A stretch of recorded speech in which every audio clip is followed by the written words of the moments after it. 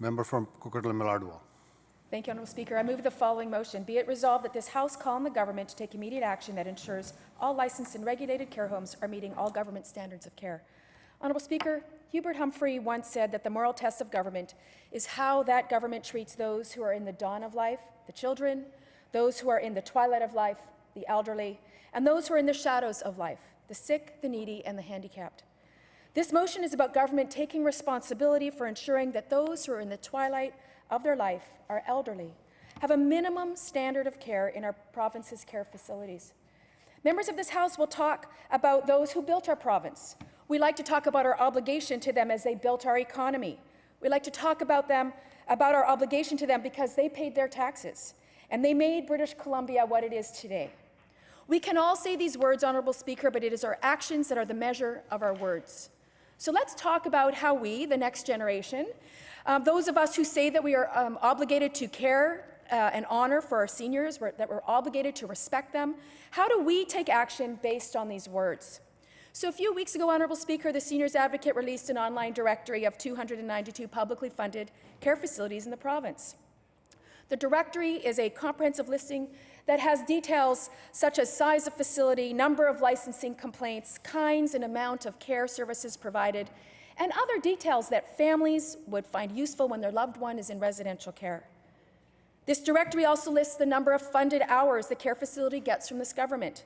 Now, most people would recognize that not all residents need the same level of care, but we do recognize that our care facilities are home to the most vulnerable seniors, so that government has actually, in fact, established a minimum standard of care hours so that there is some assurance of a minimum standard of care.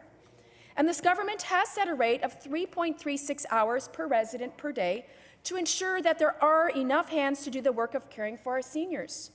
This work, Honourable Speaker, includes helping people to the toilet, giving them a bath, helping them to eat, and even holding their hand as they are in the twilight between life and death.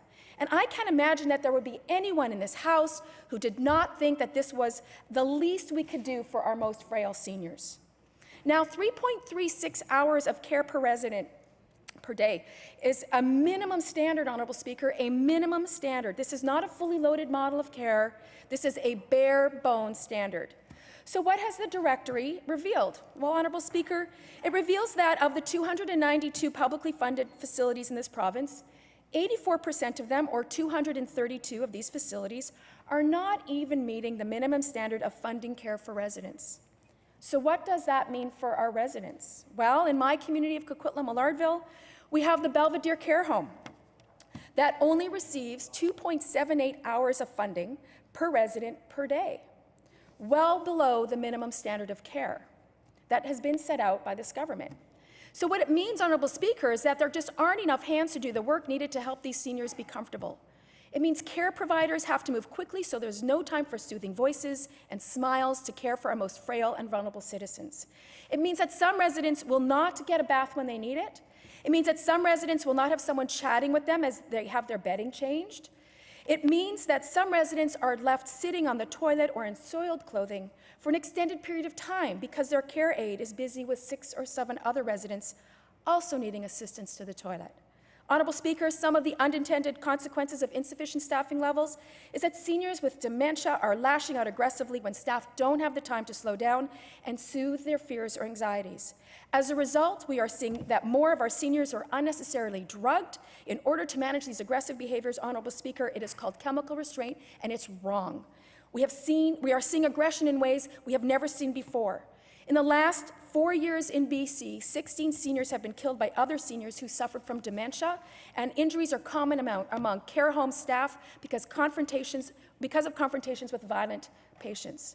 We know that these residents need more people around them to care for them, and this government isn't providing the funding these seniors need.